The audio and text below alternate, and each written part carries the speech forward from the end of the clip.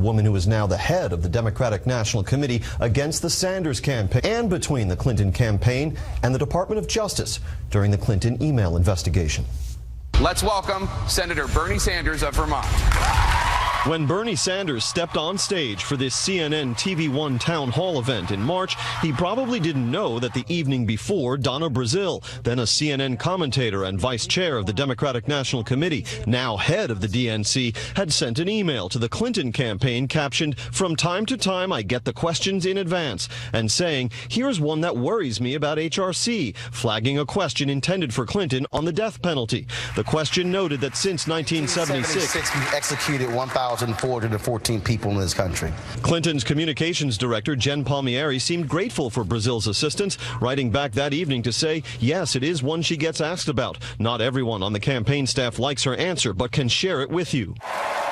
Brazile only became interim DNC chair during the party's convention in July, after a WikiLeaks dump of DNC emails revealed pervasive collusion between Brazile's predecessor, Deborah Wasserman Schultz, and the Clinton campaign against the Sanders forces. Today, Brazile said she supported both candidates and, quote, often shared her thoughts with both. As it pertains to the CNN debates, I never had access to questions and would never have shared them with the candidates if I did, except that the event in question was not a CNN debate, but a town hall. And all you have to do is take a look at WikiLeaks and just see what they said about Bernie Sanders. He never had a chance, and I was so surprised to see him sign on with the devil. The Podesta emails also show Clinton campaign press secretary Brian Fallon, formerly a spokesman for the Department of Justice, getting a heads up from an unnamed DOJ official on the night of May 18th, 2015. Hey, Brian, this was filed tonight. 14 minutes later, Fallon emailed Clinton confidant Cheryl Mills to relate the tip. DOJ just filed a briefing saying the government proposes releasing HRC's cache of work-related emails in January 2016.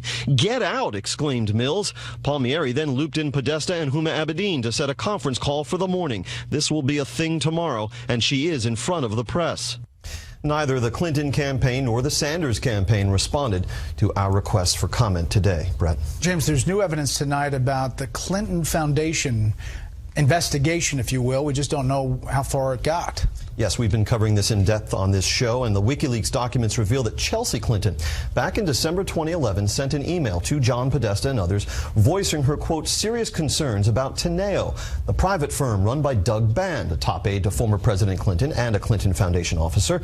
Teneo was also the employer of Huma Abedin while she worked simultaneously for the State Department. Chelsea wrote that her father would be, quote, horrified by the way Teneo was drumming up business overseas using the Clinton name. For months now, the Clinton campaign and the State Department have denied any pay for play between the foundation and Mrs. Clinton's aides at State. There was no quid pro quo or anything like that here. We have seen no evidence of any behavior, any relations with the Clinton Foundation that weren't completely above board. And in this case, it's likely that what they were dealing with during many of these calls was the immediate aftermath of the Haiti earthquake.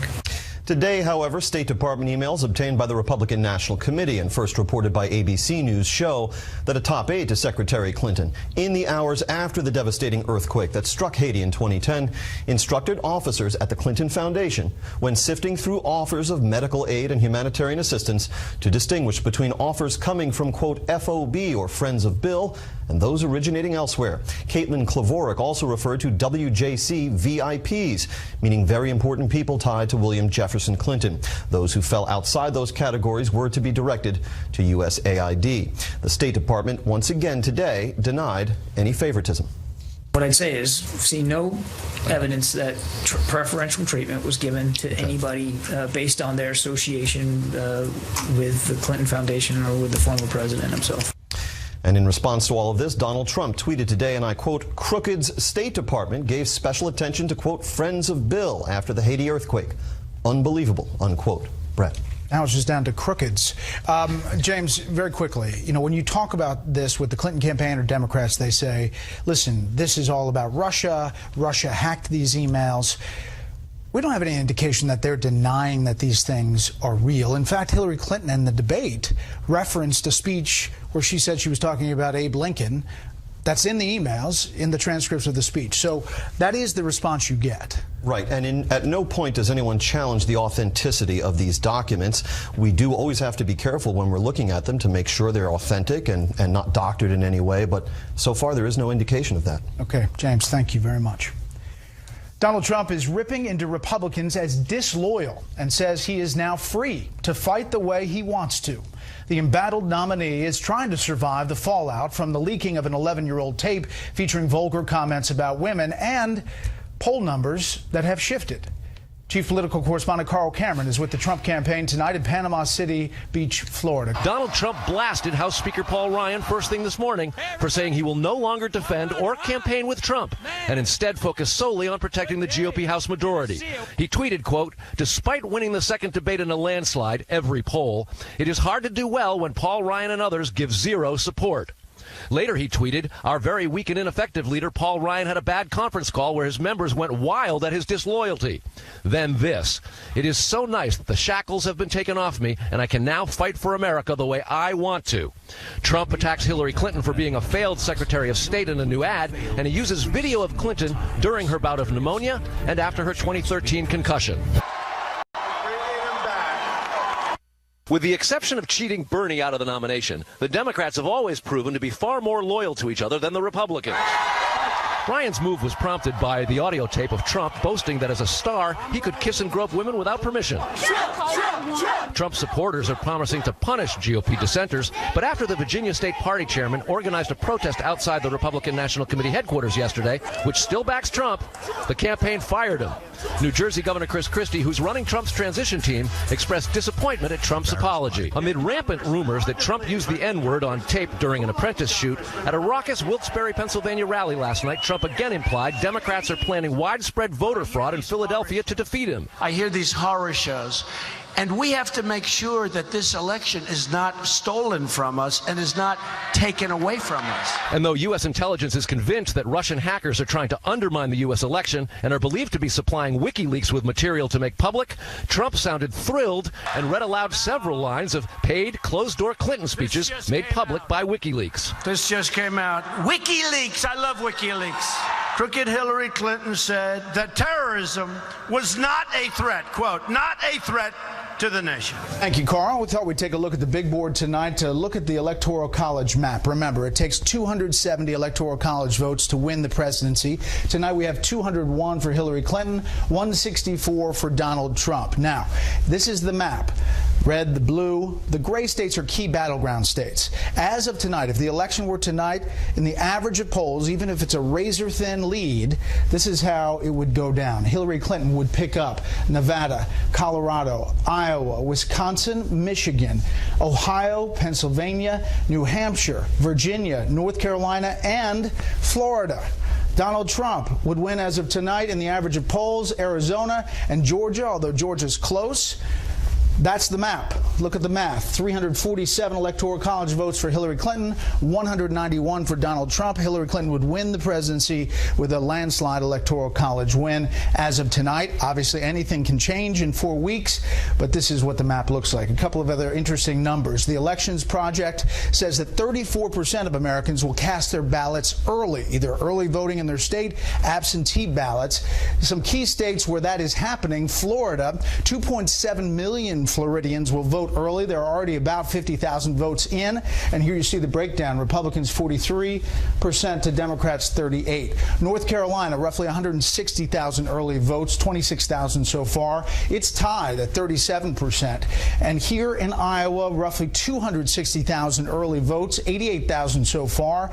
And this is upside down. Democrats 56%, Republicans 26%. Iowa's a place that Donald Trump has a slight lead as of now. We have new evidence tonight about just how far the Obama administration was willing to go to protect Hillary Clinton ahead of her run for president.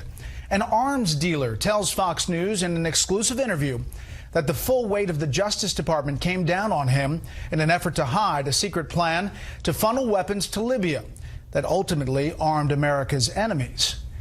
Chief Intelligence Correspondent Catherine Herridge has this exclusive story. All of this happened under Hillary Clinton's watch. It would actually be Secretary Clinton. In his first television interview since criminal charges were dropped against him, licensed arms dealer Mark Turi says the Obama administration, with the cooperation of Hillary Clinton's State Department, tried and failed to make him the fall guy for a 2011 covert weapons program to arm Libyan rebels that spun out of control. I would say 100% I was victimized. To somehow discredit me, throw me under the bus, do whatever it took to protect their, next presidential candidate. 5 years into the investigation, Turi says the Justice Department dropped the case to avoid public disclosure of the weapons program that was designed to force the ouster of Libyan dictator Muammar Gaddafi. Those transcripts from current as well as former CIA officers were classified. If any of these relationships would have been revealed, it would have opened up a can of worms. In 2011, the administration wanted to arm the Libyan rebels, but UN sanctions blocked the direct sale. Working with the U.S. government in Capitol Hill, Turi says he came up with a solution. Turi's plan was to have the U.S. government supply conventional weapons to the Gulf nations Qatar and UAE, who would then in turn supply them to Libya. Turi says he was cut out of the plan, and Clinton's State Department used its own people with weapons flowing to Libya and Syria. That's how they lost control over it. Who got these weapons? Was it Al-Qaeda? Was it Ansar al-Sharia? Was it ISIS in the end? All of them. Turi exchanged emails in 2011 with then U.S. envoy to the Libyan opposition, Chris Stevens. A day after the exchange about Turi's State Department application to sell weapons, Clinton wrote this email to aide Jake Sullivan. Quote, FYI, the idea of using private security experts to arm the opposition should be considered. Do you believe these email exchanges are a coincidence or connected? When you look at this timeline, none of it was a coincidence. It was all strategically managed. It had to have come from her own internal circle. Since first telling his story to Fox News, Turi says he's lost everything in his legal fight with the Justice Department. Catherine, it's completely un-American. In Washington, Catherine Herridge, Fox News. Now to another interview. I've interviewed Donald Trump many times. Tonight, a look back at a conversation from 1999. When the billionaire businessman was considering a run for president with the Reform Party. At the time, Trump touted an economic plan calling for a one-time 14.25% tax on people with a net worth of more than $10 million, a one-time tax on wealth to pay for huge middle-class tax cuts. This economy would just be booming, and it would be great. Our Constitution has it that you can tax income, but your proposal would be to tax wealth. Is that constitutional? Yeah, there's nothing wrong in the Constitution in terms of taxing the tax that I'm talking about. This would be really a tax that would benefit everybody, including the wealthy. I'm looking at this very seriously. I'll make a determination soon, and I'd only do it if I think that I would really make a difference to a lot of people. And if I was elected, I would make a very positive difference. As far as the other field out there, you're not too impressed right now. I'm personally not impressed, and I guess that's why I'm talking to you. Well, do you think Trump has a chance to win on Election Day? Let me know on Twitter, @Bret Baier. Use the hashtag Special Report. You can get me on Facebook, too.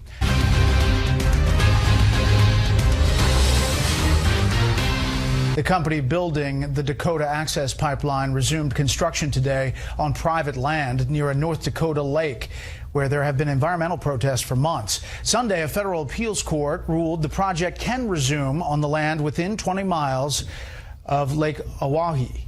$3.8 million, 1,200-mile pipeline is otherwise largely complete. The Pentagon says it is still weighing a military response to the firing of 2 missiles at 2 U.S. Navy ships Sunday night. The USS Mason and the USS Pence were conducting routine operations in the Red Sea off the coast of Yemen. Officials say the missiles came from territory in Yemen controlled by Houthi terror groups, which they're supplied by Iran. Both missiles failed, though, to reach those American ships. More saber rattling tonight from Russia aimed at the U.S. and its allies. Moscow says it will create a permanent naval base in Syria, expanding its military footprint in the Middle East. Russia says it is cooperating with China on efforts to fend off a threat by the U.S. missile defense program, and Vladimir Putin has canceled an upcoming trip to Paris after the French government revised its agenda for the visit to concentrate on Syria. The Taliban has launched a new attack on the capital of the Helmand province. A suicide car bombing killed at least 14 people Monday, including 10 police officers. Since the beginning of this year's fighting season, the Taliban have expanded their hold across most of that province in Afghanistan and have been at the gates of the provincial capital for weeks. The news is better concerning ISIS. New studies indicate the terror group is losing ground and influence. But that does not mean ISIS will go away quietly. Correspondent Benjamin Hall has that story tonight from our London newsroom. Even before the battle for Mosul begins and as fighters prepare for the big assault, ISIS is already suffering major territorial losses. According to a report by the strategic research firm IHS Conflict, the terror group has lost 30% of its territory and now controls just around 25,000 square miles, roughly the size of West Virginia. US-led airstrikes played a major role in this, targeting leaders and destroying control centers. But today the State Department downplayed their involvement in the upcoming battle for Mosul. The campaign to retake Mosul is an Iraqi campaign. It's an Iraqi plan and an Iraqi strategy. Now, a fragile coalition of splintered groups are preparing to take back the city, and a leading terrorism expert is predicting the worst. The group will want to try and turn it into some kind of propaganda-style final battle, because that plays into its apocalyptic strategy. It's believed that ISIS would rather destroy the city than give it up, and fear is growing that the million-odd residents will be used as cover. Preparations are underway to house the refugees, but the worry now is that ISIS fighters will disperse, wait for an insurgency, then punish those who help rebuild. And there will likely be a concerted campaign of assassinations, targeted killings, threatening anyone who who collaborates or cooperates with the government in any meaningful way. Some go as far as to say that all along ISIS has just been preparing for an insurgency, which will go on for decades. The point is that even if ISIS lose all their territory, even if they cease to be a conventional force, they will leave chaos behind them. Then they'll watch as others fight amongst themselves, and then they'll return. It's the almost cyclical pattern of the Middle East. Bret? Benjamin Hall in London. Benjamin, thank you. As we told you last night, Samsung is stopping sales of its much-troubled Galaxy Note 7 smartphone. A newer version designed to fix a battery problem that led to overheating and even fires apparently has problems of its own. Correspondent Julie Banderas takes a look. It smelled like fireworks went off. Phones up in flames. I felt this really weird, burning sensation on my thumb. I have a small indentation from where it happened. Samsung permanently pulled the plug on production of the Galaxy Note 7 smartphone over its smoking and exploding batteries after recalling 2.5 million phones last month and developing what were supposed to be new, safer batteries. The smartphone just couldn't stand the heat, literally melting in users' hands. This 13-year-old was holding her Samsung Galaxy Note 7 when it burnt her thumb. Pulled it up and I saw smoke and I threw it on the floor. The Federal Consumer Product Safety Commission is investigating other cases as well, like a replacement Galaxy phone catching fire while a passenger had it on board a Southwest Airlines flight earlier this week. I noticed smoke just pouring out of my pocket, pulled the phone out of my pocket, threw it onto the ground where it continued to smoke. The electronics giant advises phone owners to do the following: exchange their current Galaxy Note 7 for a Galaxy S7 or Galaxy S7 Edge, or contact their point of purchase to obtain a full refund. Adding insult to injury, when news broke Samsung was halting sales, the company's stock dropped by 8% in its home country of South Korea, while Apple stock soared. And today, in the Supreme Court, Apple battled Samsung over design patent rights, claiming Samsung copied many of the distinctive design features of Apple's iPhone. Two lower courts ruled in Apple's favor. Now it's up to the Supreme Court justices to decide whether Samsung should pay Apple for the $400 million Samsung made selling the smartphones in question. Samsung is urging any customers with a Galaxy Note 7 to power it down and stop using the device. Bret, back to you. Good advice, Julie. Thank you. The markets saw red today. The Dow lost 200. The S&P 500 slipped 27. The Nasdaq was off 82 points. Donald Trump rips Republicans, a blast from the past for Democrats, and President Obama campaigns in hurricane-ravaged North Carolina. We'll talk about all of it when the panel joins me next.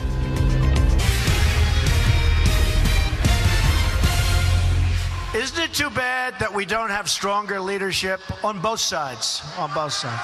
I mean, you know, you have people that can't fix a budget, but then they start talking about their nominee, but they can't fix the budget. Isn't it really sad that we don't have stronger leadership on both sides? Republican leaders here in Iowa, all across America, are standing with the Trump-Pence team, and we're honored by that. But I really do believe that the Republican leaders should join millions of Americans and support the Republican nominee for president. This garbage that some have muttered about, well, no, it's so important we keep the majority in the House so that we can keep Hillary in check. My gosh, Stuart, did you see how well we kept Obama in check? Well, today was a lot about Republicans. The GOP nominee tweeting out starting this morning, had lots of tweets, but here's just a few of them. Despite winning the second debate in a landslide, every poll, it's hard to do well when Paul Ryan and others give zero support. Next one, our very weak, ineffective leader, Paul Ryan, had a bad conference call where his members went wild at his disloyalty. It is so nice that the shackles have been taken off of me and I can now fight for America the way I want to. With the exception of cheating Bernie out of the nomination, the Democrats have always proven to be far more loyal to each other than the Republicans. Disloyal R's are far more difficult than crooked Hillary. They come at you from all sides. They don't know how to win. I will teach them. The very foul-mouthed Senator John McCain begged for my support during his primary. I gave, he won, then he dropped me over locker room remarks. Paul Ryan, through a spokesman, issued a statement saying Paul Ryan is focusing the next month on defeating Democrats, and all Republicans running for office should probably do the same. That's what today's news from the campaign trail was. Let's bring in our panel. Steve Hayes, senior writer for the Weekly Standard. A.B. Stoddard, associate editor at Real Clear Politics. And Monica Crowley, editor and columnist for the Washington Times. You know, people have long said, Monica, that, you know, there may be a civil war within the Republican Party and then others blow it off. I mean, this is here. Yes. It's reality. And it is real, yes. And Donald Trump is fighting back. Look, because Donald Trump represents an existential threat to the bipartisan ruling class, that means that he's fighting a multi-front war. So he is taking incoming from the president, the White House, Mrs. Clinton, her campaign, the Democratic Party, the Republican establishment, and the media. If he wins this race, it'll be a straight-up miracle. I think, though, that what he is doing here in terms of fighting back, this is why you have surrogates. The Republican nominee for president should not be punching down. He should not even be taking on these fights. That's what his surrogates are for. I think he would have been better served to take the opposite approach and say, look, when I am elected president, I'm going to need Republican majorities in the House, so vote for these candidates. Even if you don't like me, vote for them. If he reverses the narrative and reaches out to Paul Ryan, reaches out to these Republican candidates, you know, it could have a potentially good payoff for him down the road. That's what an effective leader would do. A.B., I tell you, it was kind of baffling as you looked at all of the tweets. There really wasn't a lot of Hillary Clinton campaign tweets. There was one late in the day we'll talk about in the next panel. What about this, and how does the RNC go about knocking on doors to get people out to vote for Donald Trump and representative from this district? Yeah, that's the key. I mean, he's fighting the primary campaign. He loves to fight the primary campaign. It's what he always reverts to when he's not teleprompter Trump and under Kellyanne Conway's strict rules. He's now off the teleprompter and out of his shackles and in nothing left to lose mode. But this is a man with a pitiful presence on the ground in terms of what 2016 national presidential political campaign mechanics are supposed to look like. Terrible anecdotes from around the battlegrounds where there's just not enough of an operation. If you are going to disconnect and divorce yourself from the party that way, it really makes a material difference, precinct by precinct, county by county, with enthusiasm, resources, whether or not your name is included on the call sheet when they make the call or when they knock on the door and they give the speech about, you know, the councilman so-and-so. Is Donald Trump being promoted by the party? If he disconnects from the party, it's between 1 and I don't know how many percentage points, but it absolutely makes a difference. He's just a man on his own now. We are 1 month away, Steve, and you talk about the balance of power. You look at the Senate. It's a thin majority if you look at the races that are on the board for Republicans. And there you see it on the board, 54-46, 44 Democrats, 2 independents that caucus with the Democrats. You know, they could lose it as of tonight. But the House actually may be in play. Some pollsters are saying some of those races are going the other way. Yeah, if the polls today, if the NBC Wall Street Journal poll, which has Hillary +9, is the result on Election Day, I think you're looking at a loss of the House for Republicans. So they shifted to +7 today with the post-debate stuff, but still, if even at +7. If you have it in the four-way, yeah, the +9 I think was the two-way. But either way, you're talking about a blowout for the Democrats and the potential of Republicans losing the House, which is why it makes so little sense tactically for Donald Trump to be attacking Paul Ryan, who hasn't, by the way, unendorsed Donald Trump. I mean, Ryan's getting a lot of heat. It's not just that you have loud conservatives on one side and others, anti-establishment types, criticizing Paul Ryan for not fully supporting Donald Trump. You have a lot of people on the other side saying you need to walk away from Donald Trump. I mean, this is a disaster. If it's a cancer, you need to cut it out right now. And Ryan is trying to live in the middle of those two camps. I mean, in a way, it's sort of fitting. 28 days out from the general election, Donald Trump, who was a Democrat when he was younger, spent most of his life as a Democrat, has attacked Republicans throughout his career. It's sort of fitting if he spends the last month attacking Republicans. All right, so but it won't get him a win. On the Democratic side, you had Hillary Clinton today campaigning with Al Gore in Florida, former Democratic nominee. He was making Monica a couple of points. One, the environmental climate change point, but also in Florida, especially for him, make sure that you don't vote for the Ralph Nader types because it can cost you an election. Obviously, he lost in 2000. Yes, his presence there with Mrs. Clinton is about two things. The crucial battleground of Florida, because if Trump loses Florida, he loses the election. And secondly, it's about Mrs. Clinton's outreach to millennials, because when you talked about Ralph Nader, of course, they're obsessed with climate change as an issue. Al Gore is the main cheerleader for that issue. But more importantly, all of the recent polling shows that about 65% of millennial voters would consider a third party, whether that's Jill Stein or Gary Johnson or somebody else. So Mrs. Clinton is trying to lock down that age group and make sure that they come out for her. Next up, new emails about Hillary Clinton from WikiLeaks, with thousands more on the way. The highlights from today's batch coming up.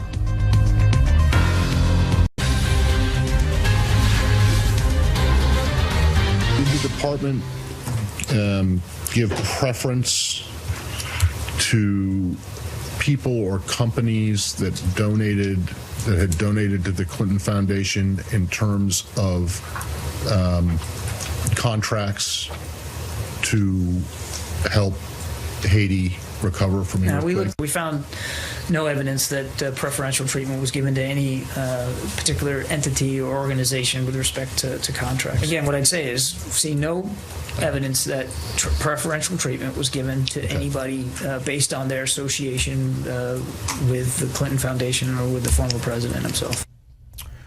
Well, there may be some WikiLeaks emails out, including one about Haiti assistance. Need you to flag when people are friends of WJC, William Jefferson Clinton.